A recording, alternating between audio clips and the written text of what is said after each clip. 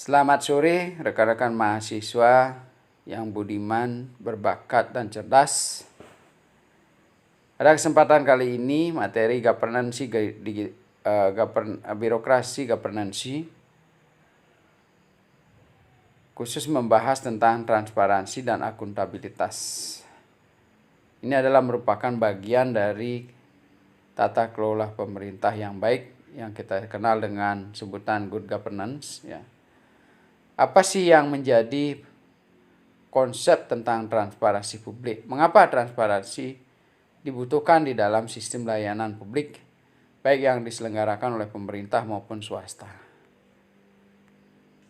Yang pertama, kita akan menjelaskan sedikit tentang apa yang kita maksud dengan transparansi ini. Konsep ini sangat penting, di sejalan dengan penerapan good governance, pemerintah dituntut untuk terbuka dan menjamin bahwa masyarakat dapat mengakses berbagai informasi mengenai proses kebijakan publik. Jadi proses kebijakan publik itu dari perumusan kebijakan, implementasi dan evaluasi, sebagaimana yang dicanangkan oleh pemerintah, sedapat mungkin dapat diketahui oleh masyarakat luas.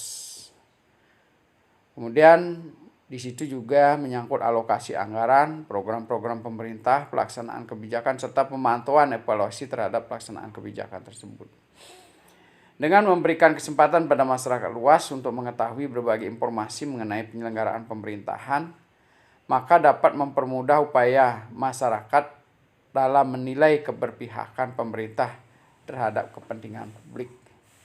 Dalam hal ini, masyarakat sebagai publik yang berkepentingan dapat mengetahui segala gerak-gerik pemerintah, baik yang direncanakan untuk program yang berkenaan dengan mereka, ataupun yang barangkali tata kelola dari anggaran yang diberikan oleh masyarakat pada pemerintah melalui pajak, kemudian dikelola oleh penyelenggara negara untuk kepentingan-kepentingan umum yang barangkali tidak langsung bersentuhan dengan kepentingan masyarakat. Transparansi publik juga merupakan suatu keterbukaan secara sungguh-sungguh, menyeluruh dan memberi tempat bagi partisipasi aktif dari seluruh lapisan masyarakat dalam proses pengelolaan sumber daya publik. Jadi ini juga merupakan sebagai learning process bagi masyarakat untuk belajar tentang bagaimana sih semestinya pemerintah itu melakukan tata kelola terhadap sumber-sumber daya publik. Kontribusi apa yang bisa diberikan oleh masyarakat dalam pengelolaan sumber daya publik yang dilakukan oleh pemerintah maupun yang bisa dikelola secara swadaya mandiri oleh masyarakat. Nah, kemudian Thohir berpendapat bahwa transparansi berarti jelas, dapat dilihat secara menyeluruh dalam arti keterbukaan. Dengan demikian, transparansi dapat diartikan sebagai keterbukaan dalam melaksanakan suatu proses kegiatan. Transparansi bersifat terbuka, mudah, dan dapat diakses serta dimengerti oleh semua pihak yang membutuhkan secara memadai. Jadi sebenarnya kadang program-program yang dilakukan oleh pemerintah banyak tidak dipahami oleh masyarakat, ya, karena itu konsepnya dikemukakan oleh para perumus kebijakan, barangkali kepentingan dan kebutuhannya banyak tidak diketahui oleh masyarakat, sehingga daya dukung dari masyarakat itu terbatas. Jadi mereka karena tidak kemengertiannya, untuk memberikan kontribusi tidak bisa dilakukan secara maksimal. Lalu prinsip yang menjamin akses atau kebebasan bagi setiap orang untuk memperoleh informasi tentang penyelenggaraan pemerintah, yakni informasi mengenai kebijakan, proses pembuatan, pelaksanaan, dan hasil yang harus dicapai. Prinsip ini menekankan pada dua aspek. Yang pertama, komunikasi publik oleh pemerintah, hak masyarakat terhadap akses informasi. Jadi bagaimana sebenarnya melalui sistem transparansi ini dilakukan komunikasi publik terhadap masyarakat. Masyarakat menjadi tahu, dari tahu menjadi cerdas untuk melaksanakan dan mendukung sepenuhnya program-program pemerintah. Selain itu juga itu adalah merupakan hak hak penuh dari masyarakat untuk mendapatkan akses informasi tentang berbagai program pemerintah. Ada beberapa indikator transparansi yang bisa kita sampaikan di sini. Yang pertama adalah penyediaan informasi yang jelas tentang prosedur, biaya-biaya, dan tanggung jawab kemudahan akses informasi. Menyusun suatu mekanisme pengaduan jika ada peraturan yang dilanggar atau permintaan untuk pembayaran uang suap. Meningkatkan arus informasi melalui kerjasama dengan media massa dan lembaga non-pemerintah. Jadi indikatornya adalah bisa menyediakan informasi, penyusunan suatu mekanisme pengaduan, meningkatkan arus informasi melalui kerjasama dengan media massa. Apa yang menjadi alat ukur dari transparansi pemerintah? Khususnya saya memberikan contoh di sini adalah pemerintah daerah. Yang pertama adalah publikasi kebijakan publik melalui alat-alat komunikasi, seperti laporan tahunan, brosur, leaflet, pusat informasi, telepon bebas pulsa, liputan media, iklan, website, papan pengumuman, koran lokal ya. Jadi semua jenis media yang memungkinkan untuk masyarakat menjangkau dari tingkat pengetahuannya yang cukup baik sampai yang sama sekali tidak memiliki latar belakang pendidikan yang baik. Jadi dia cukup dengan penyampaian melalui radio dengan bahasa yang sesuai dengan mereka kuasai. Kalau bisa bahasa daerah ya bahasa daerah, diumumkan secara bahasa daerah. Bisa juga dia bisa dilakukan melalui media pengeras suara, pengumuman dan sebagainya. Kemudian disampaikan di media-media seperti kegiatan adat, kegiatan keagamaan di masjid-masjid diumumkan, sehingga semua lapisan masyarakat ini dimungkinkan untuk dapat memahami dan mendengarkan komunikasi publik yang dilakukan oleh pemerintah. Yang kedua, informasi yang disajikan, acuan pelayanan laporan kegiatan publik, dan prosedur keluhan. Penanganan keluhan, berita di media massa, catatan responsif personil, limit waktu, respon, komentar untuk draft kebijakan. Jadi sebenarnya melalui transparansi publik ini tidak saja menyampaikan informasi yang bersifat satu arah, tetapi juga dibutuhkan respon. Ya, kemudian dibutuhkan bagaimana supaya masyarakat itu aspirasinya bisa masuk melalui media yang ada. Sekarang ini kan informasi-informasi tentang kebijakan publik, tentang program-program pemerintah itu sudah bisa ditampilkan di website pemerintah, di website kecamatan, di website desa, atau di sosial media pemerintah desa, sehingga masyarakat dengan cepat bisa mengakses apa-apa saja yang bisa dikerjakan oleh pemerintah, kemudian yang dibagi pengerjaan pada masyarakat, kelompok masyarakat maupun lembaga-lembaga swadaya masyarakat. Pertemuan masyarakat dan mimbar rakyat.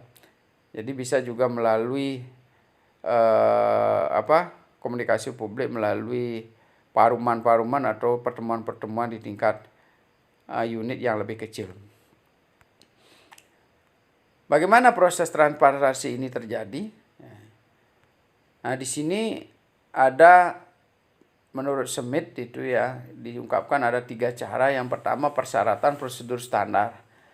Jadi dari sejak awal pemerintah melakukan perencanaan pembangunan itu sudah distandarisasi oleh peraturan dan perundang-undangan, sehingga pertanggungjawaban dan transparansi publik yang harus dilalui sesuai dengan peraturan dan perundang-undangan, apakah itu kepada para penyelenggara pemerintah. Jadi misalnya pemerintah daerah bertanggung jawab kepada pemerintah pusat, atau sebaliknya dari pemerintah daerah bertanggung jawab kepada legislatif, atau komunikasi publik atau komunikasi politik terhadap konstituen dan masyarakat dan tokoh-tokoh masyarakat. Kemudian ada proses konsultasi. Nah, proses konsultasi ini partisipasi yang dilakukan dalam proses perumusan kebijakan. Bisa saja kebijakan itu bersifat bottom up, muncul dari musrenbang tingkat desa, kecamatan, kabupaten menjadi program kerja pemerintah daerah, yang tentunya nanti disambungkan dengan visi misi yang dimiliki oleh pemerintah daerah. Nah, dari hasil itu dirumuskan, lalu kita berkonsultasi, pemerintah daerah berkonsultasi kepada pemerintah pusat melalui badan-badan penyelenggara pemerintahan yang terkait dengan program-program kerja yang dibangun atau kebijakan-kebijakan yang diselenggarakan di pemerintahan daerah. Demikian juga kalau kita di tingkat kecamatan bisa berkonsultasi dengan pemerintah daerah, tingkat desa bisa berkonsultasi kepada pemerintah daerah atau perwakilan dari legislatif di pemerintah daerah. Nah, kemudian appeal rights, hak banding. Nah, ketika terjadi persoalan-persoalan tertentu, tentu akan bisa terjadi negosiasi, rekomendasi, dan juga tuntutan-tuntutan yang mengakibatkan advokasi kebijakan ini melibatkan persoalan-persoalan hukum atau persoalan-persoalan yang membutuhkan konsultasi lebih lanjut sehingga semua terselamatkan dari proses-proses pelaksanaan peraturan, tidak ada yang melanggar peraturan, semua tertib dan juga tidak melanggar hak-hak dari kepentingan masyarakat sehingga tidak ada terjadi proses-proses yang membuktikan bahwa sistem penyelenggaraan pemerintahan itu berada di luar koridor hukum dan kepastian hukum yang ada. Nah, ada 3 aspek transparansi. Yang pertama, aspek yang dinilai yang pertama adalah mengukur tingkat keterbukaan proses penyelenggaraan pelayanan publik.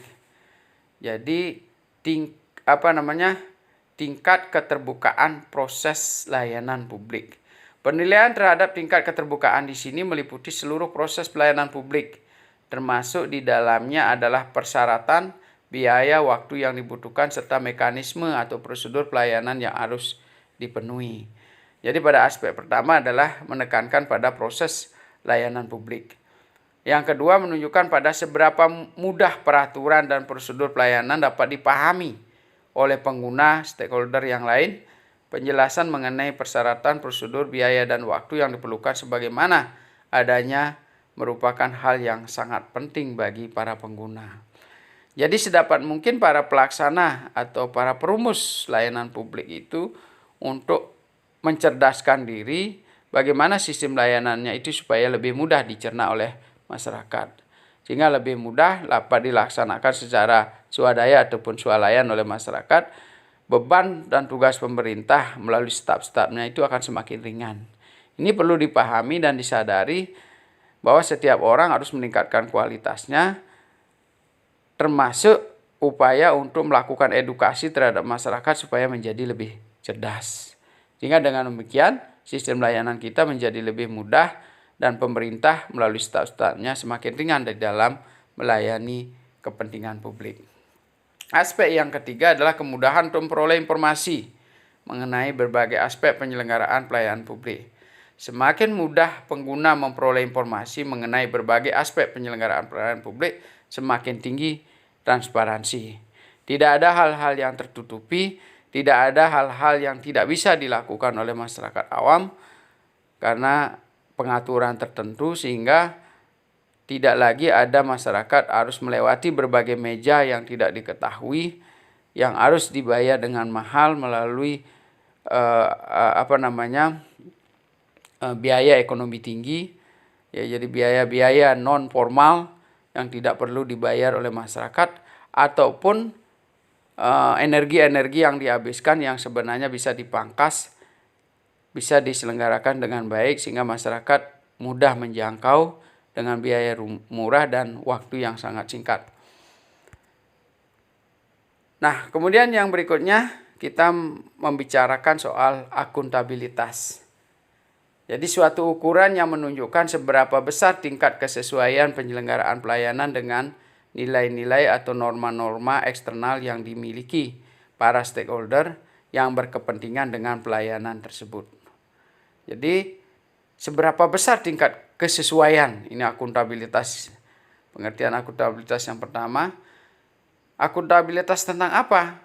Keuangan barangkali, administrasi, kebijakan publik, hukum dan politik, dan segala hal yang menyangkut kepentingan publik yang melibatkan sistem administrasi negara yang kita miliki.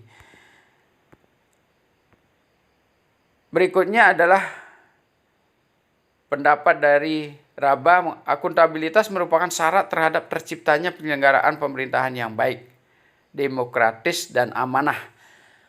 Atau dalam hal ini kita sebut dengan good governance. Kelembagaan pemerintah yang berakuntabilitas publik berarti lembaga tersebut senantiasa mau mempertanggungjawabkan segala kegiatannya yang diamanati oleh rakyat. Jadi memang yang dilakukan sekarang ini atau terlihat atau dirasakan oleh masyarakat itu memang yang diamini oleh masyarakat, yang diinginkan oleh masyarakat. Mereka merasa terbantu oleh setiap tindakan-tindakan yang dilakukan oleh aparatur pemerintah melalui penyelenggaraan birokrasi pemerintah dan layanan publik. Prinsip-prinsip akuntabilitas harus didasari beberapa indikator. Yang pertama, proses pembuatan keputusan yang dibuat secara tertulis, jadi tersedia bagi warga yang membutuhkan. Jadi sebenarnya apa yang dibuat itu supaya tertulis dan memenuhi standar etika dan nilai-nilai yang berlaku sesuai dengan prinsip-prinsip administrasi yang benar. Jadi sebenarnya apa yang dilakukan pemerintah itu sebaiknya tertulis, karena yang pertama itu adalah perencanaan yang formal sebagai bukti hukum untuk mendapatkan legitimasi secara undang-undang maupun kepentingan-kepentingan yang berkaitan dengan keterlibatan pihak-pihak lain baik dari masyarakat maupun swasta, investor dan sebagainya untuk menjadikan sistem layanan kita lebih akuntabel. Kemudian yang kedua yang menjadi indikator adalah akurasi dan kelengkapan dari informasi yang berhubungan dengan cara-cara mencapai sasaran. Keakuratan data, kelengkapan informasi yang dimiliki oleh pemerintah. Kejelasan dari sasaran kebijakan yang telah diambil dan dikomunikasikan secara publik. Jadi jelas nggak dia sasarannya? Siapa sasarannya? Bagaimana mencapainya? Kelayakan dan konsistensi dari target operasional maupun prioritas.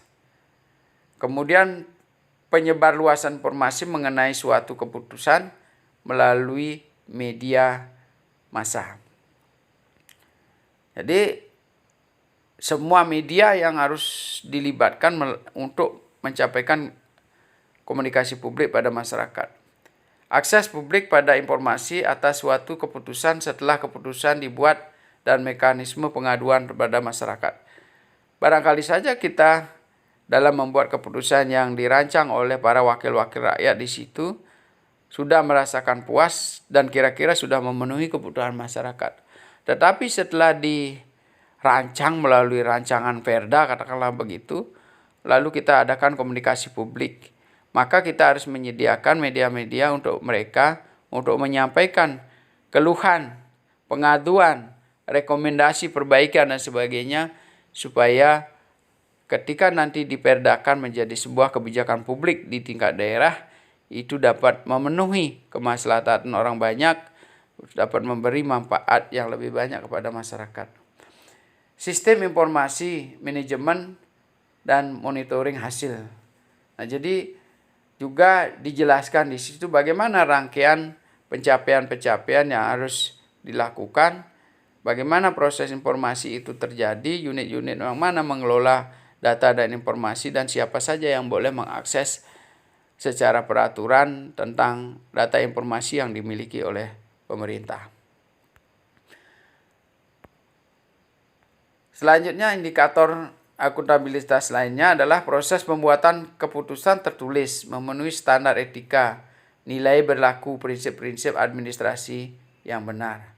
Akurasi kelengkapan informasi, sudah kita jelaskan tadi. Kemudian kejelasan sasaran, penyebarluasan informasi, kemudian pembentukan akses publik, sistem informasi manajemen, dan monitoring hasil. Adanya tahapan, sekarang tadi kan sudah ada tentang kebijakan publik, sekarang tahapannya jelas. Secara tertulis, diakses oleh publik, membutuhkan, kemudian keputusan diambil penuh etika dan berlandaskan pada prinsip-prinsip good governance. Informasi akurat, lengkap, cara dan target suatu pada instansi tertentu, adanya sasaran program yang jelas. Nah, ini untuk mempertegas dari lalu ya. Dia mempertegas lagi bahwa memang kebutuhan akuntabilitas itu adalah beberapa hal ini yang perlu dicapai ya. Dan adanya target program yang realistis dan konsisten. Jadi target atau sasaran itu real, bisa dilaksanakan, karena nanti jangan sampai pemikiran-pemikiran para legislatif masuk ke situ bukan merupakan bagian dari pemikiran-pemikiran masyarakat yang sederhana, sehingga ketika dikejawantahkan dalam bentuk peraturan sulit dilaksanakan oleh masyarakat di tingkat unit pelaksana. Karena dari tingkat idealismenya sangat jauh berbeda dengan apa yang diinginkan oleh masyarakat setempat. Adanya diseminasi informasi publik terkait dengan program melalui berbagai media massa, ya, adanya akses yang mudah terhadap diseminasi informasi, apapun caranya, apakah sehingga nanti masyarakat awam yang kemampuan atau tingkat pendidikannya atau tingkat aksesibilitasnya sangat terbatas juga bisa mengetahui terutama program-program kerja dan kebijakan-kebijakan yang menyangkut diri mereka. Adanya monitoring hasil program. Nah, ini indikator yang dipertegas lagi oleh ahli yang bernama Lo ya. Kemudian alat ukur akuntabilitas, saya memberikan contoh di pemerintah daerah. Yang pertama adalah pola dasar. Jadi program perencanaan daerah, kemudian rencana strategis daerah, APBD dan sebagainya, itu menjadi ukuran-ukuran masing-masing dari sistem ini. Ada peraturan tersendiri, ya, ada peraturan-peraturan yang diacu, kemudian tentang kepentingan masyarakat yang harus dimuat di dalam sistem penganggaran pemerintah daerah, dan sistem dan mekanisme perencanaan pengendalian pembangunan daerah, kemudian laporan akuntabilitas dan kinerja pemerintah, kemudian kita bisa dilihat dari LKPJ-nya, kemudian laporan pertanggungjawaban dan AMJ-nya, dan kebijakan daerah dalam pengadaan barang dan jasa, retribusi keuangan daerah, dan apapun kita bisa lihat dari hasil-hasil produk atau output dari proses kebijakan yang dilakukan oleh pemerintah. Kemudian yang berikutnya adalah kontak pos pengaduan berita-berita di media massa. Dari berita-berita itu ada sanggahan, ada keberlanjutan berita, ada sistematika, urutan-urutan pemberitaan ya. Jadi kalau kita misalnya melakukan komunikasi politik atau komunikasi publik, tidak hanya sekali kita mengumumkan pada masyarakat. Jadi ada revisi diumumkan, ada pengajuan diumumkan, ya, kemudian ada proses-proses yang dilalui, apakah itu melalui penyusunan musrenbang, setiap media massa akan meliput. Ya, bahkan kita pemerintah daerah semestinya mengundang media massa untuk meliput setiap rangkaian proses penyusunan rencana kerja pemerintah. Bahkan dituntut sampai ke tingkat desa. Jadi kalau tidak bisa menghadirkan media massa, mungkin di daerah sangat terbatas, baik koran maupun radio, kita bisa menggunakan media yang ada, apakah sosial media, apakah website yang ada di tingkat desa. Jadi dengan itu sudah cukup. Sekarang ini kan sudah dunia kita dalam genggaman melalui HP, melalui sosial media, setiap masyarakat bisa membaca kepentingan-kepentingan program pembangunan pemerintah. Kemudian kriteria untuk mengukur performa aparatur. Jadi ada syarat-syarat dan kriteria ataupun standar-standar yang harus dilalui bagi aparatur pemerintahan. Apakah itu satuan kinerja aparatur daerah ataupun ASN, ya. Jadi kita selalu ada standar-standar, ya, setiap pegawai negeri maupun pegawai kontrak ataupun pegawai lainnya untuk memberikan insentif atau standar-standar dalam pengelolaan SDM. Itu tentu melibatkan alat ukur atau capaian-capaian yang harus dicapai sehingga mereka mendapatkan kedudukan ataupun pendapatan tertentu. Kemudian ada di sini peraturan daerah tentang partisipasi masyarakat. Misalnya kalau kita melakukan musrenbang gitu, ada peraturan yang harus diacu. Kemudian kalau kita ingin melakukan pembangunan di tingkat pedesaan, ada Perdes, peraturan desa yang harus dibuat. Bagaimana masyarakat itu harus melakukan partisipasi di dalam proses pembangunan. Kemudian kita lanjutkan dengan model akuntabilitas. Jadi ada model akuntabilitas, yakni akuntabilitas ke atas. Jadi pertanggungjawaban yang dilakukan kepada para pemberi tugas. Dalam hal ini misalnya kalau staf kepada kepala yang memberikan tugas pada mereka. Kalau misalnya daerah, dia bertanggung jawab kepada pusat yang memberikan dana, tentang dana anggaran misalnya APBN atau APBD provinsi. Kita bertanggung jawab kepada pemerintah provinsi. Akuntabilitas kepada staf, bagaimana pertanggungjawaban tingkat pengelola perencana pembangunan atau pelayanan publik, dalam hal ini pejabat-pejabat daerah terhadap staf-stafnya. Kita bisa lihat dari pengaturan-pengaturan kepada staf ya, yang berisi hak dan kewajibannya, yang mengandung keadilan, yang menjamin hak-hak yang sama, tidak ada diskriminasi, kemudian memberikan kesempatan untuk setiap stafnya mencapai profesionalisme tertentu. Jadi ini juga termasuk pertanggungjawaban atau akuntabilitas terhadap staf.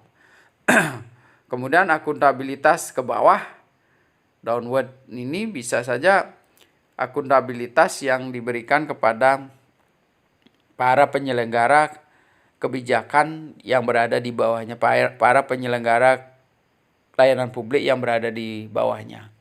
Jadi bagaimana pemerintah daerah kabupaten itu memberikan hak dan wewenang sepenuhnya kepada pemerintah kecamatan, misalnya dalam pengelolaan izin tertentu, diberikan hak untuk mengelola, menerima, melayani perizinan misalnya. Jadi tidak ada diskriminasi, setiap orang bisa melakukan pelayanan di situ. Setiap kecamatan sesuai dengan kemampuannya, kapasitas penduduknya bisa melakukan pelayanan-pelayanan yang dibenarkan secara undang-undang. Jadi peraturan-peraturan yang dibuat di situ supaya intinya bagaimana tugas-tugas pemerintah daerah itu terbagi dengan merata sehingga semua masyarakat dapat terlayani secara baik dan merata. Nah, kemudian akuntabilitas berbasis pada pasar. Dalam hal ini, pemerintah daerah maupun layanan publik lainnya seperti swasta akan diaudit oleh kepentingan-kepentingan masyarakat.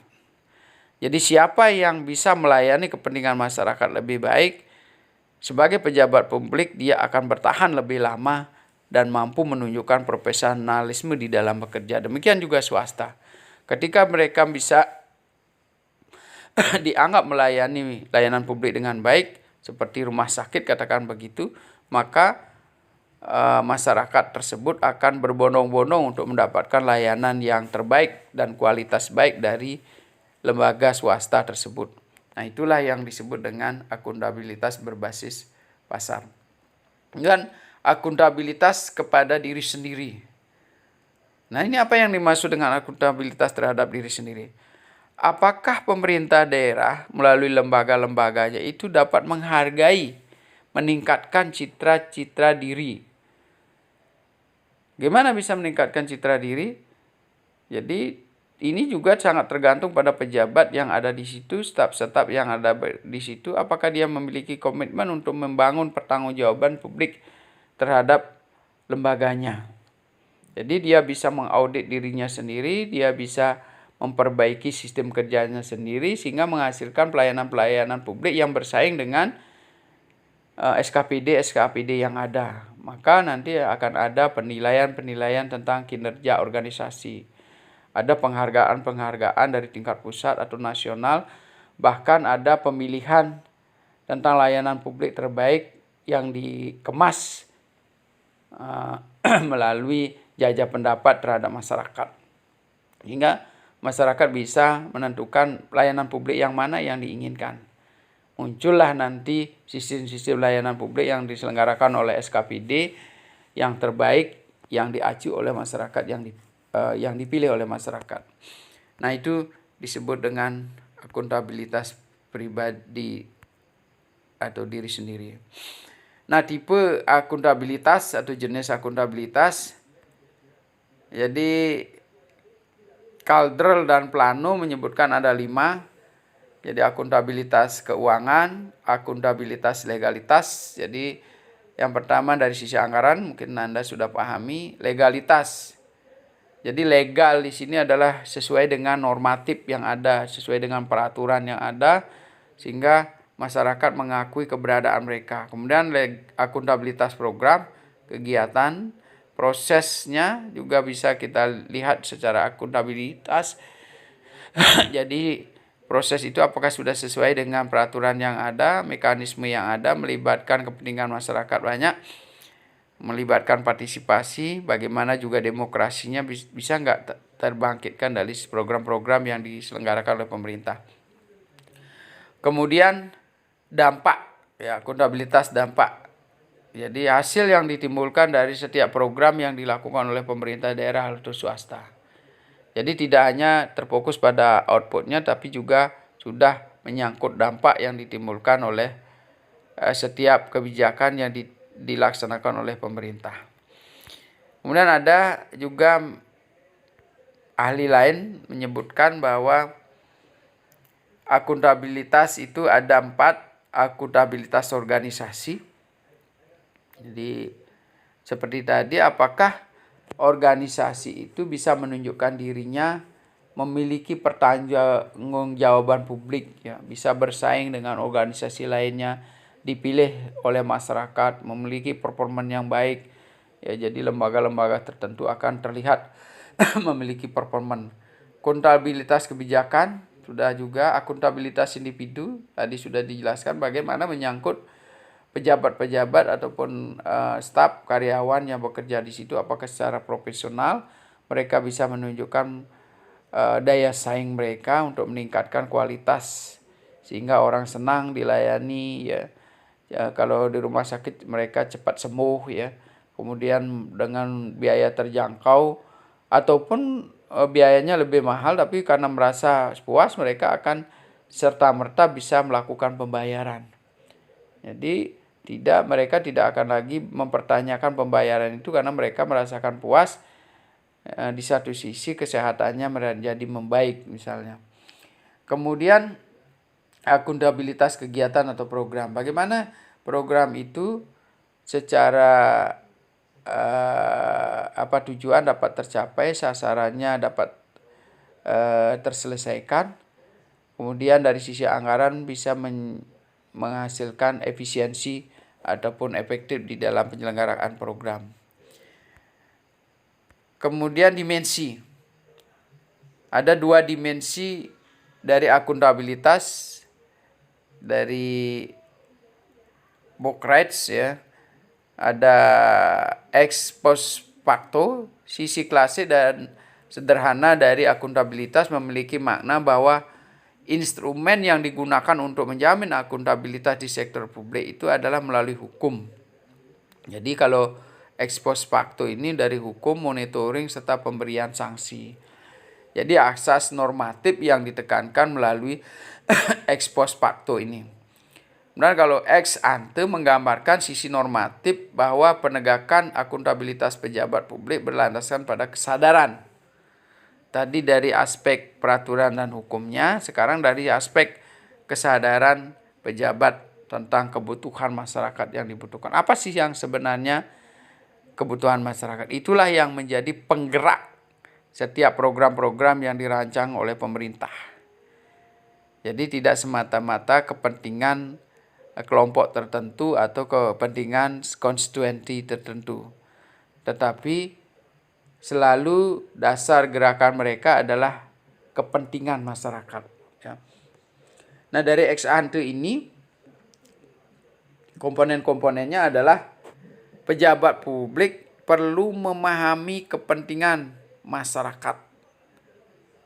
Jadi mereka sebelum menduduki jabatan itu, mereka dari sejak awal, dari pelayanan awal dia sebagai pegawai biasa, itu sudah paham betul bahwa yang dia harus lakukan itu adalah kepentingan masyarakat. Yang kedua, mengusahakan terwujudnya konsultasi antara pejabat publik dengan masyarakat. Jadi ada komunikasi dua arah antara pejabat publik dengan masyarakat di situ. Sehingga nanti masyarakat bisa dapat melakukan konsultasi langsung dengan pejabat. Tentu nanti sesuai dengan levelnya. Kalau di tingkat pedesaan, masyarakat biasa, kita bisa berkonsultasi dengan pejabat-pejabat yang ada di desa. Kalau di kabupaten, tentu perwakilan-perwakilan tertentu yang memenuhi syarat undang-undang ataupun sekarang ini sudah sangat dimungkinkan dengan dunia digital. Jadi masyarakat bisa berbicara langsung dengan bupati, bisa berbicara langsung dengan kepala dinas sesuai dengan kebutuhan dan kepentingan mereka. Jadi harus dirancang mekanisme sedemikian rupa sehingga nanti ada konsultasi antar pejabat dengan kepentingan masyarakat.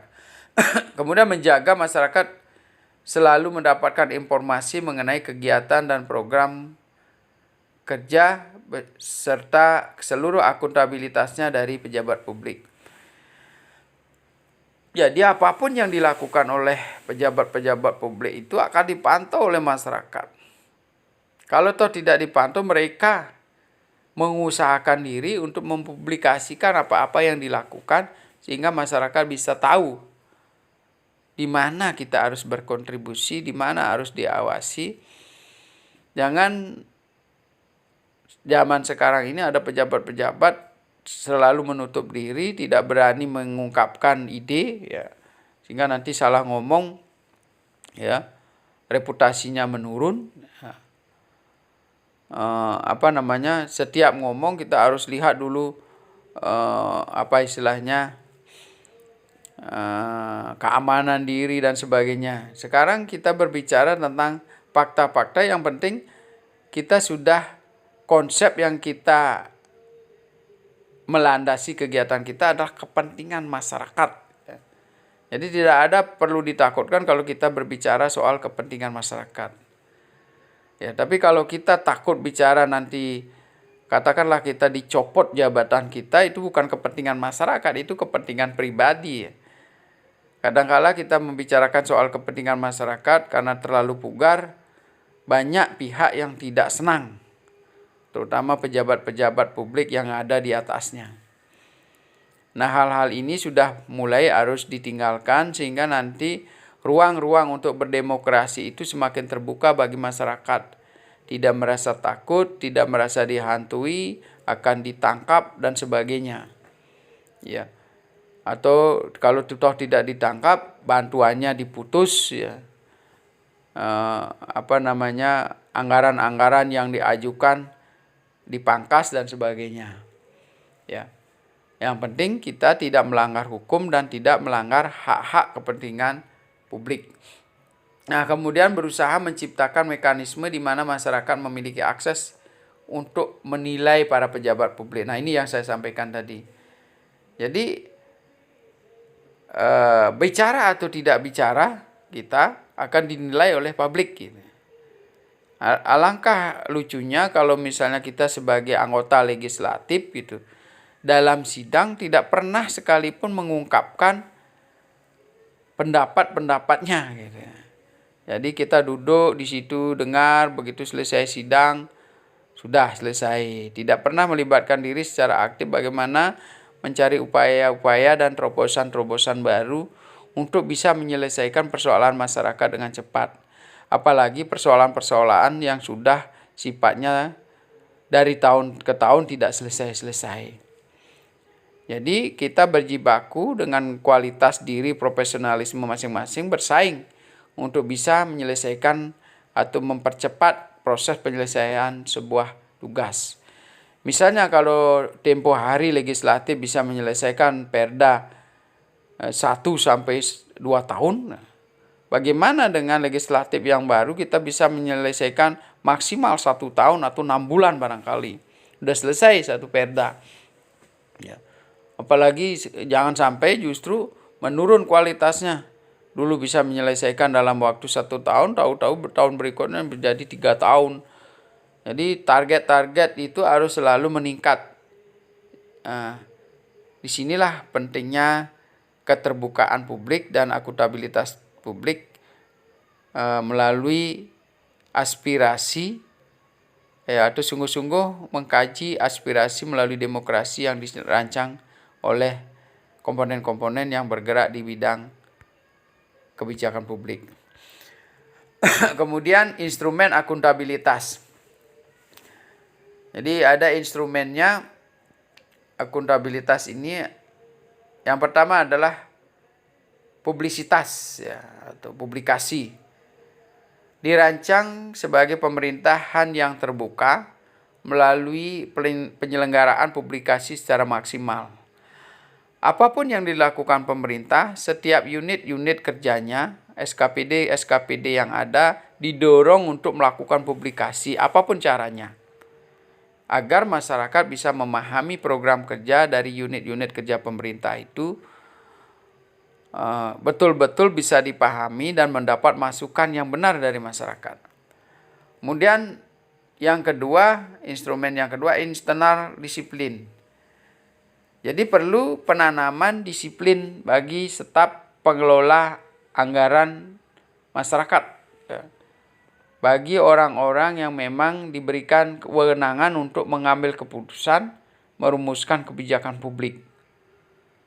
Jadi disiplin ini sangat penting, komitmen ini sangat penting. Tepatan waktu kemudian yang harus disosialisasi kepada masyarakat melalui komunikasi politik juga harus disampaikan, media yang harus dicapai apa gitu.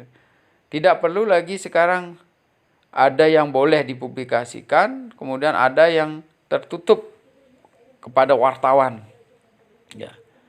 Jadi dengan keterbukaan ini, atau misalnya dengan kondisi sekarang ini, media massa yang sudah sangat canggih, kemudian digital juga sangat mumpuni,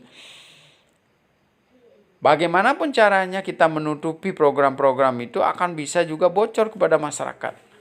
Lebih baik kita rumuskan, rancang yang benar-benar sesuai dengan kepentingan masyarakat. Kenapa kita harus takut mempublikasikan? Kalau memang sesuai dengan undang-undang, sesuai dengan kepentingan masyarakat, kenapa tidak kita publikasikan untuk menerima masukan? Tidak ada hal-hal yang tersembunyi di situ. Nah, inilah makanya sering para pejabat daerah itu karena kepentingan untuk keselamatan jabatannya, maka tidak bisa menyampaikan secara vulgar program-program pembangunan. Yang kedua, tingkat profesionalisme para penyelenggara anggaran publik itu juga membuat mereka tidak berani publisitas. Jadi misalnya kalau kita ingin merencanakan pembangunan apa gitu, karena anggaran kita tidak bisa dihitung dengan baik, ada keraguan untuk mempublikasi. Kalau kita bisa mencapai, kalau tidak nanti APBD-nya justru tidak tercapai, atau dana alokasi umum nanti dipangkas dan sebagainya. Itulah yang membuat ketidakprofesionalisme dalam tata kelola pemerintahan daerah, baik dari sisi keuangan maupun perencanaan publik, itu yang membuat keraguan kita untuk transparansi atau menyampaikan publisitas kita. Kemudian normatif kontrol pengawasan yang dilakukan melalui eksternal yang biasanya melibatkan legitimasi politik yang ada. Jadi benar-benar melalui kontrol atau mekanisme legal, apakah nanti pemerintah daerah diawasi oleh legislatif, memang benar-benar harus dilakukan itu. Bukan dalam setiap saat pemerintah itu selalu melakukan kerjasama dalam tanda kutip. Jadi semacam perkawinan yang sangat baik antara legislatif dan eksekutif. Ya. Tapi boleh saja kita melakukan kooperatif atau kerjasama yang sangat baik eksekutif dengan legislatif, manakala untuk meningkatkan kualitas layanan masyarakat. Tapi dalam fungsi pengawasan, kita betul-betul harus mengandalkan secara legalitas fungsi eksternal ini. Jadi bagaimana legislatif atau masyarakat publik ini benar-benar bisa melakukan pengawasan terhadap penyelenggaraan pemerintahan maupun kebijakan publik di daerah maupun di pemerintahan lainnya. Nah, sekarang kita ingin membicarakan tentang hubungan akuntabilitas dan responsibilitas serta etika publik, ya. Nah, kita mengambil matrik yang dibuat oleh George. Nah, apa sih yang dibicarakan ketika kita berbicara soal akuntabilitas publik, kaitannya dengan responsibilitas dan etika publik? Ini sangat erat sekali, ya. Jadi kita dianggap bertanggung jawab, ya, ketika respon masyarakat itu menjadi positif. Ya, kita dikatakan akuntabilitas atau transparan ketika masyarakat melakukan respon dengan baik, ya. Meskipun nanti banyak respon-responnya adalah negatif, ya. Jadi meskipun negatif responnya, rekomendasinya perbaikan, kita akan bisa memperbaiki program-program pembangunan baik yang sekarang sedang berlangsung maupun yang akan datang. Jangan takut kalau kita mendapat respon yang negatif, ya. Nah, asal dilakukan seperti tadi, kebijakan-kebijakan publik ini kita penuh dilaksanakan secara memenuhi kode etik yang kita miliki, ya. Pertanyaan yang pertama adalah to whom, ya. Untuk siapa akuntabilitas itu disampaikan? Misalnya tadi ada akuntabilitas ke atas, di sini disebut dengan your boss. Siapa yang memberikan pekerjaan kita? Berdasarkan apa pekerjaan kita disampaikan? Ya, your boss. Jadi berdasarkan undang-undang kita pekerjakan. Kemudian ada your peer. Your peer itu adalah teman sejawat, teman seprofesi. Kalau kita sebagai dosen, pertanggungjawabkan diri kita, pekerjaan kita dengan teman-teman dosen kita. Nanti ada penjelasannya di bawahnya. Your staff, bawahan kita. Kemudian the community yourself, siapa masyarakat, siapa yang kita layani. Nah, sekarang kita lihat why. Mengapa kita harus akuntabilitas kepada bos kita, atasan kita? Karena beliau ini yang memberikan peran delegasi kepada kita, mendelegasikan tugas kepada kita. Maka akuntabilitas kita berikan kepada atasan. Apakah itu mereka berdasarkan wewenang, apakah berdasarkan undang-undang dia memberikan tugas pada kita. Selanjutnya your fear, terkait dengan teman-teman sejawat kita. Misalnya kalau kita sebagai pegawai Pemda, kita memiliki etika sebagai ASN. Nah, ketika kita tidak melakukan etika dengan baik, etika seorang ASN akan menciderai, ya,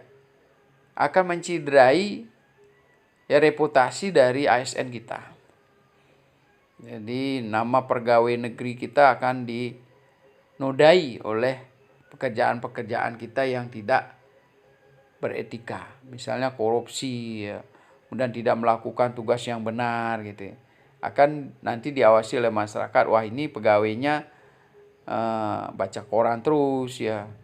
Kita lihat pegawainya kok main HP terus, padahal orang yang ngantri banyak dan sebagainya. Itu menciderai teman-teman yang seprofesional di situ.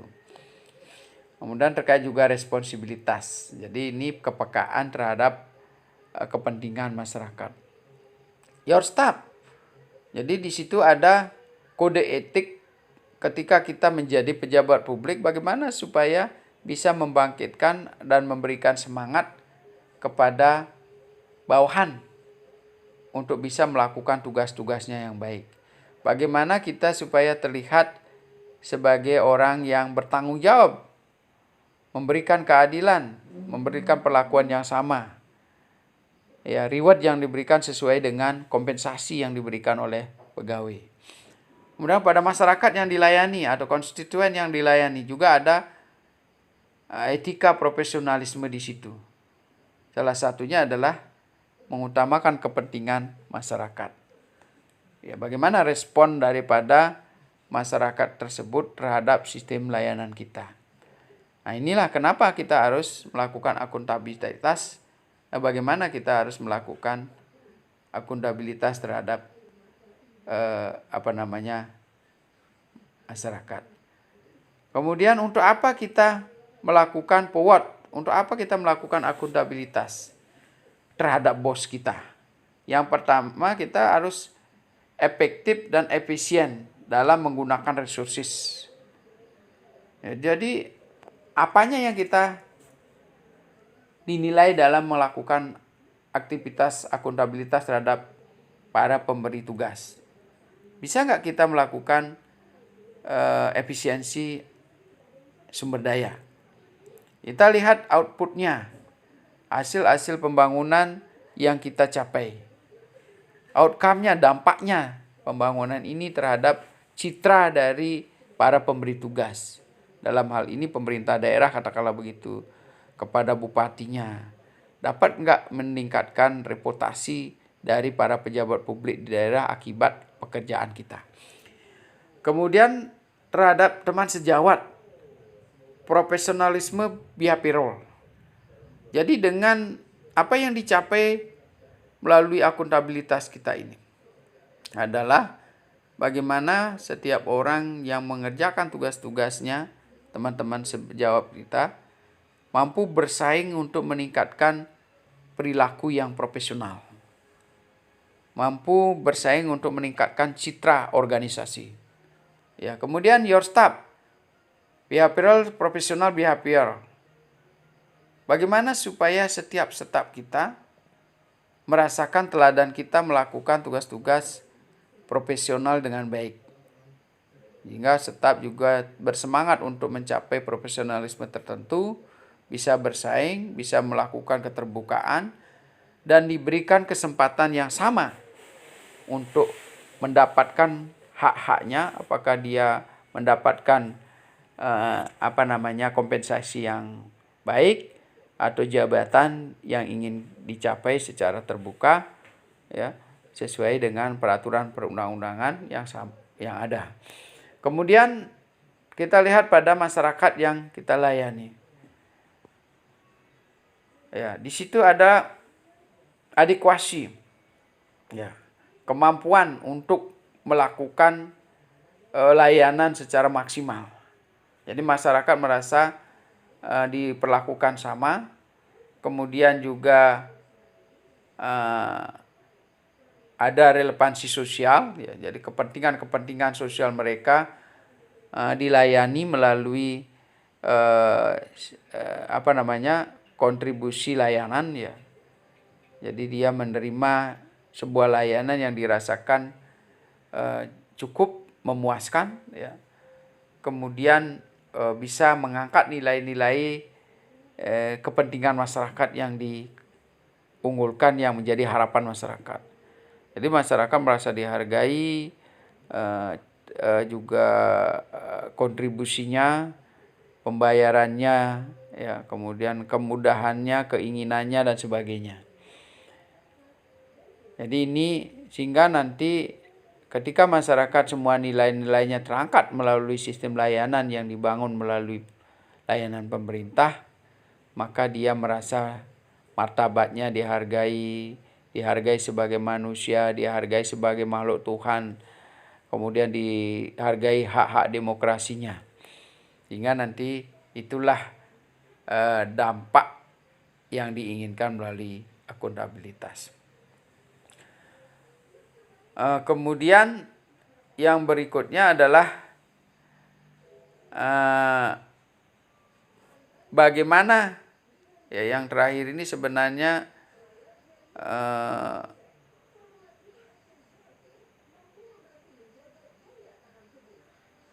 apanya yang dibuat agar akuntabilitas itu, apanya yang diperbaiki agar akuntabilitas itu bisa dicapai. Misalnya kalau untuk meningkatkan akuntabilitas kepada atasan, maka yang perlu dipersiapkan di situ adalah peraturan birokrasinya. Jadi sistem dan prosedurnya yang harus ditentukan dengan baik sehingga nanti para bawahan ya, bisa mempertanggungjawabkan dengan baik. Ya, misalnya kalau kita terkait keuangan nanti ada sakip, ada lakip, ya ada LPG, mekanisme penyampaian LPG ya, itu harus diatur sedemikian rupa. Kemudian teman sejawat, ya, profesionalisme self regulation. Kemudian peer pressure. Jadi yang perlu diperkuat di situ adalah bagaimana mereka mengatur dirinya sendiri dengan kesepakatan sendiri, dengan kode etik tersendiri. Ya, misalnya kalau dosen punya kode etik, kalau dokter punya kode etik, yang sebenarnya itu adalah menyangkut diri mereka supaya tingkat profesionalisme pada bidang-bidang tertentu itu tercapai. Ada etika-etika politik yang ingin dicapai. Ada respon-respon yang diinginkan melalui kerja mereka untuk mencapai kedudukan yang maksimal. Ya, misalnya di situ mungkin ada semacam satuan kinerja dosen, ya. Jadi ada di situ misalnya kalau dosen setara 12 SKS katakanlah begitu. Penelitiannya berapa, pendidikan dan pengajarannya berapa, kemudian juga pengabdiannya berapa, sehingga nanti itu diatur supaya setiap orang diberikan kesempatan yang sama, entah nanti setiap orang itu mau menggunakan atau tidak, sehingga adalah di situ orang yang pangkatnya jabatan fungsionalnya naik dengan cepat, ada juga yang sangat lambat. Ya. Kesempatan semuanya diberikan sama. Tetapi untuk menggunakan kesempatan itu tergantung pada kepentingan dan kemampuan seseorang di situ. Ya, kemudian kalau kepada bawahan kita, ada peraturan birokrasi, ada prosedur prosedur yang harus dilampaui. Ya, kemudian untuk mencapai profesionalisme tertentu. Jadi kita ada pengaturan-pengaturan kepada bawahan supaya bawahan itu bisa mencapai atau merasakan tingkat keadilan. Kita harus menyusun sistem dan prosedur yang sama yang harus dirasakan oleh staf bawahan. Ada peer pressure. Jadi dari antar staf itu juga ada pengawasan di antara teman. Ada saling mendukung di antara teman. Jadi ada saling memotivasi. Ada yang saling menegur. Ya, sehingga nanti di situ akan muncul akuntabilitas bawahan, ya, di antara teman saling mengawasi, di antara teman saling mendukung, kemudian juga memberikan evaluasi terhadap pekerjaan kita. Ya. Kemudian ada terhadap masyarakat yang kita layani, kita harus memiliki yang pertama adalah legal mekanisme, jadi sesuatu aturan yang legal. Masyarakat harus mendapatkan layanan apa, peraturan apa yang harus diikuti, ketertibannya bagaimana, ya. Kemudian ada community mekanisme grassroots pressure. Jadi ada juga tekanan-tekanan atau model-model demokrasi yang harus dibangun oleh masyarakat itu sendiri untuk mewujudkan akuntabilitas perencanaan layanan publik yang diselenggarakan oleh pemerintah yang diberikan kontribusi oleh masyarakat. Ya. Kemudian ada media. Ya, jadi media juga berkontribusi cukup terhadap penyelenggaraan pemerintahan, penyelenggaraan kebijakan publik supaya menampilkan sebuah layanan publik yang akuntabel. Ya. Jadi disitulah sebenarnya akuntabilitas ini sangat erat kaitannya terhadap responsibilitas dan etika publik. Ya.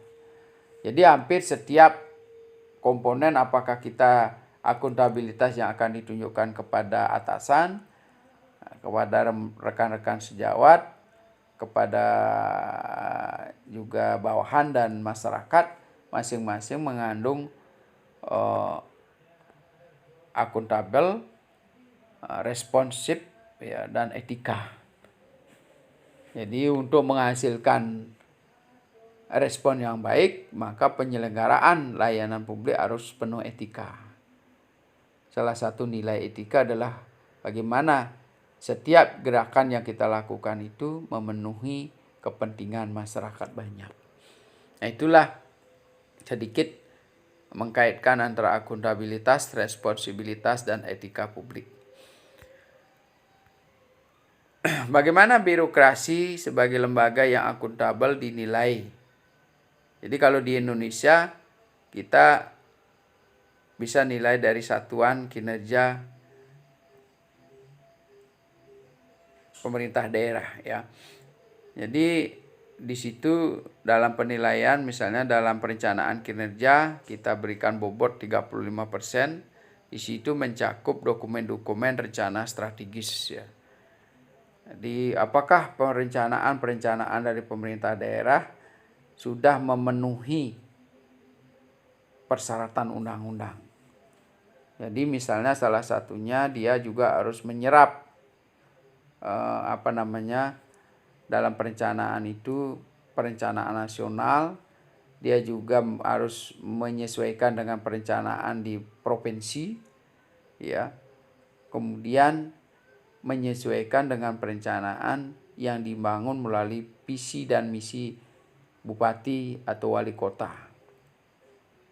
Nah, itu juga nanti harus menggambarkan usulan dari masyarakat melalui SKPD yang mendukung pemerintahan daerah.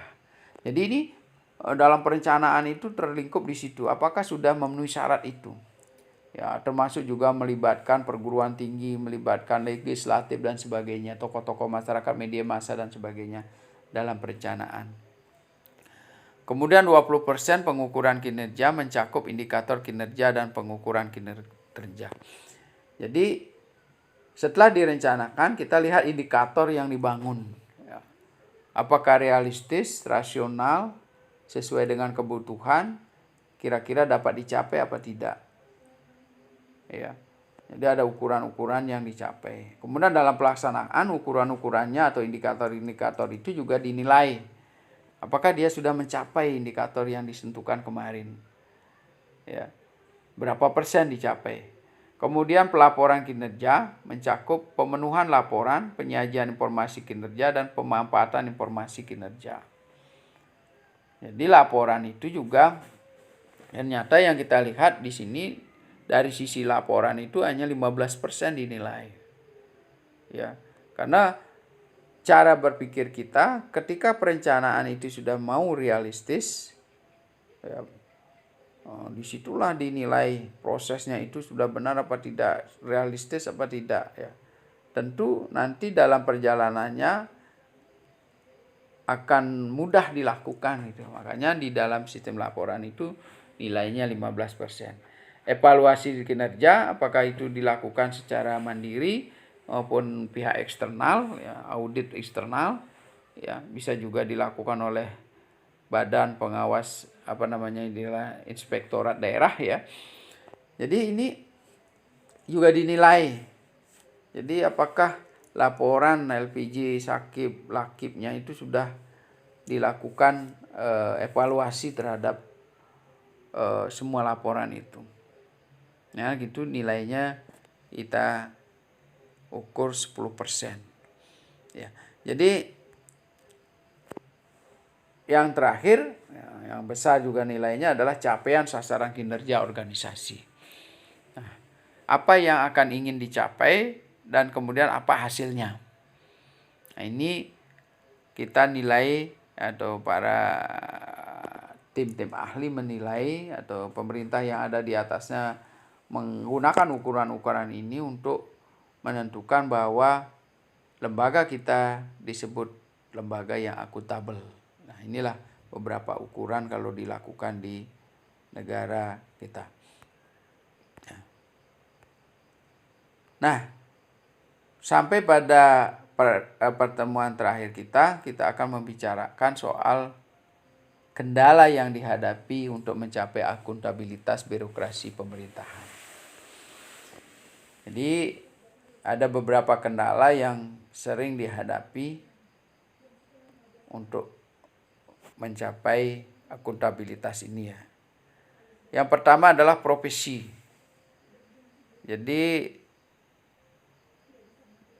profesi atau profesionalisme sering sekali menjadi hambatan dalam mencapai akuntabilitas ya. Jadi penggunaan tenaga-tenaga SDM atau pejabat-pejabat yang terpilih tidak memiliki komitmen untuk meningkatkan profesionalisme. Dia tidak menghargai profesi dan tugas dan fungsinya untuk melaksanakan tugas-tugas layanan publik dengan baik. Komitmen mereka untuk melakukan proses dengan baik sesuai dengan undang-undang juga sangat terbatas. Ada orang yang berkomitmen tetapi kemampuannya terbatas. Seperti tadi penyediaan data misalnya ya. Jadi data yang dimiliki oleh SKPD maupun para penyelenggara pembangunan itu sangat terbatas.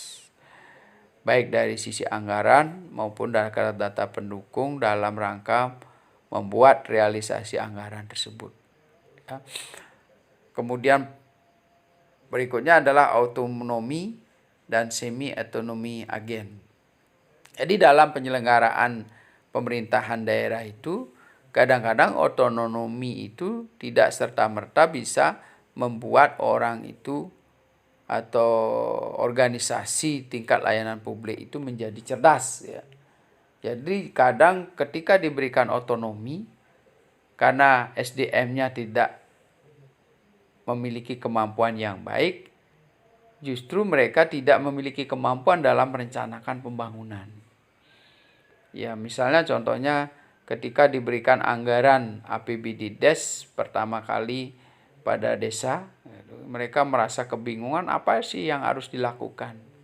Bahkan sampai mendekati Desember banyak anggaran-anggaran yang tidak terrealisasi.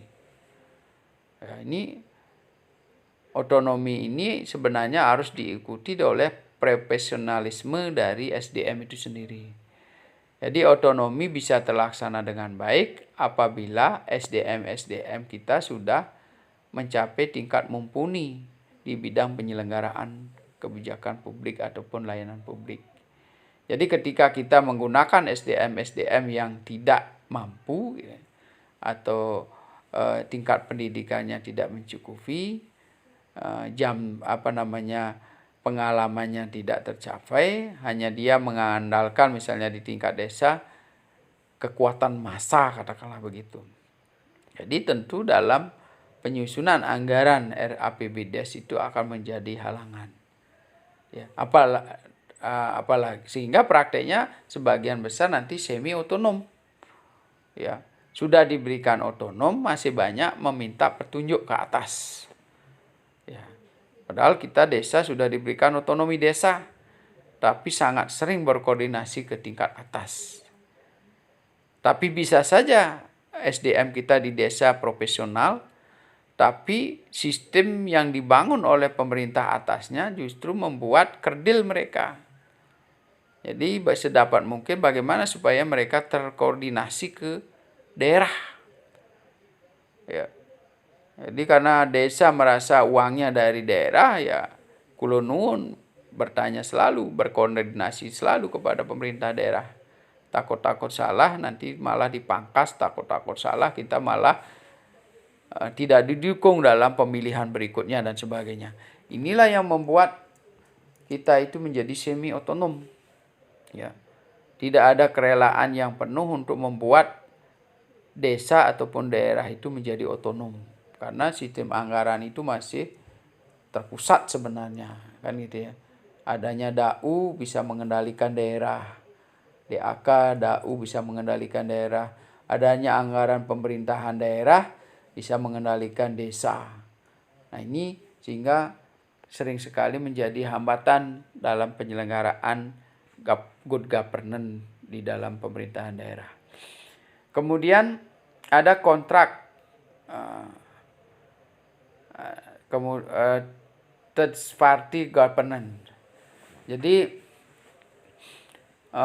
pemerintah daerah kita sering sekali ada semacam kontrak kerja tripartit ya istilahnya. Jadi swasta, pemerintah, kemudian juga masyarakat.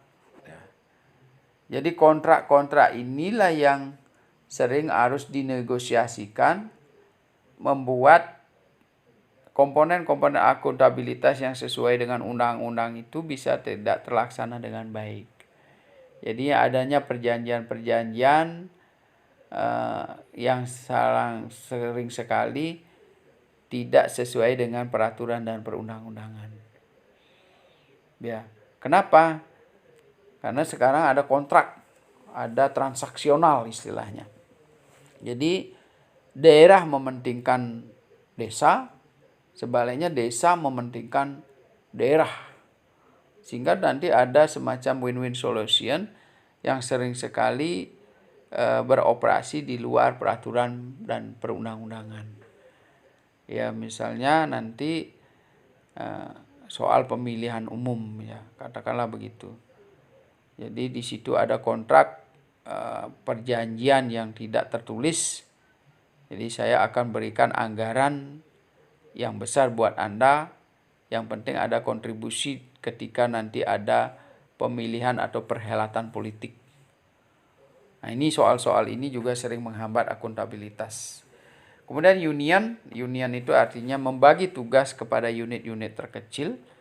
Nah, ini juga sering sekali terjadi kendala ketika unit-unit tersebut tidak mampu secara profesional mengelola anggaran publik, mengelola kepentingan-kepentingan masyarakat maupun potensi-potensi yang ada di unit-unit bersangkutan. Ya, jadi seperti tadi ada otonomi desa, atau mungkin juga ada di pemerintahan daerah ada SKPD yang harus memiliki anggaran tersendiri untuk mengelola anggaran sendiri untuk layanan publik. Nah, sering sekali sulit diawasi. Ya, mereka bisa berjalan sendiri. Ya, yang terlihat adalah permukaannya saja. Nanti hasilnya akan terlihat di situ dari sisi outcome yang ditimbulkan oleh setiap unit kerja pemerintah daerah itu. Siapa yang benar-benar melakukan pekerjaannya dengan baik akan terlihat dampaknya terhadap masyarakat yang dilayani. Mereka bisa tuntas menghasilkan outcome yang sangat baik, daya dukung pada pemerintahan daerah secara penuh. Dan ini nanti terlihat pada sistem layanan yang sudah baik, kemudian nanti ada perhelatan politik berikutnya mereka akan terpilih kembali. Ya, atau pemerintah daerah yang sudah bisa mengintrodusir akuntabilitas dan pemberdayaan terhadap unit-unit kerjanya, mereka akan mendapatkan penghargaan dari masyarakat maupun dari pemerintah pusat. Kemudian politik struktur. Nah, ini juga sering sekali menghambat. Jadi hubungan-hubungan politik yang dibangun oleh pemerintahan daerah, baik antara hubungan legislatif dan seperti tadi pada pemerintah unit-unit yang ada di bawahnya, ini sering berpengaruh terhadap akuntabilitas. Culture, jadi budaya yang dibangun, apakah budaya yang sudah terbiasa dalam penyelenggaraan pelayanan publik itu secara terbuka. Nah, ini akan berbeda dengan yang kental dengan politik ABS atau asal bapak senang dan sebagainya. Nah, ini juga sering sekali akan menghambat di dalam akuntabilitas publik ya. ada transaksional kepemimpinan transaksional ya. Kemudian ada misalnya manajemen fee terhadap rekanan dan sebagainya. Ini akan menjadikan hambatan terhadap perkembangan akuntabilitas publik di masyarakat. Adanya budaya masyarakat yang tidak berani melakukan protes secara terbuka. Sebaliknya juga pejabat-pejabat publik sangat alergi terhadap kritik-kritik yang pedas, ya, sehingga ada upaya-upaya yang sangat signifikan untuk melakukan jebakan-jebakan hukum terhadap orang-orang yang memberontak terhadap kekuasaan pemerintah. Nah inilah, sehingga ini adalah merupakan budaya yang sulit dipangkas. Ya, budaya menerima upeti misalnya, kalau ada setiap proyek kita harus ada upeti. Ini adalah salah satu juga yang sulit dipangkas, budaya-budaya seperti itu kalau ada masih melekat di tingkat pejabat-pejabat daerah. Ini sebenarnya sudah menjadi culture yang sangat lama yang sudah sulit dikikis ya, dan bisa berlaku di suatu daerah tertentu. Nah ini ya salah satu budaya kita sebagai masyarakat biasa yang tidak atau biasa melakukan protes terhadap kebijakan-kebijakan pemerintah. Budaya menerima apapun yang diberikan oleh kebijakan-kebijakan pemerintah, sehingga ini akan tidak bisa memperbaiki kondisi akuntabilitas layanan publik. Yang terakhir adalah non-administration. Ya. Jadi seringkali hal-hal yang terkait di luar rancangan administrasi, ya, ataupun hal-hal yang tidak bisa terekam di dalam sistem administrasi kita juga sering menghambat. Misalnya suasana politik, suasana ekonomi, bencana alam, kemudian seperti tadi model-model menerabas ya. Jadi ingin menang sendiri, ingin mendapatkan pelayanan yang cepat karena kita merasa sebagai tokoh di masyarakat tidak ingin mengantri dan sebagainya. Jadi budaya tidak ingin mengantri ya. Itu kemudian pungutan liar, itu non administrasi yang sering mengakibatkan sistem layanan publik kita menjadi apa yang disebut dengan ekonomi biaya tinggi. Misalnya dalam pengurusan izin banyak biaya-biaya yang tidak teradministrasi yang harus kita bayar. Ya. Jadi termasuk juga dalam pengurusan dokumen-dokumen penting, misalnya imigrasi, kemudian juga terkait dengan sertifikat tanah dan sebagainya. Bahkan layanan-layanan publik yang bersifat menolong orang-orang yang dalam kondisi lemah gitu, katakanlah misalnya bantuan-bantuan orang miskin ya, kemudian juga program-program yang menyangkut masyarakat ekonomi lemah sering sekali juga menjadi sasaran-sasaran kegiatan yang menunjukkan bahwa proses itu tidak akuntabel. Nah, demikianlah penjelasan dari pertemuan kita hari ini terkait dengan transparansi dan akuntabilitas publik ya. Jadi mudah-mudahan nanti teman-teman sekalian bisa memahami penjelasan ini dan menjadikan bahan diskusi yang sangat baik untuk bisa memahami tentang proses mewujudkan good governance melalui transparansi dan akuntabilitas publik. Sekian dan terima kasih. Semoga memberi manfaat yang besar buat kita semua.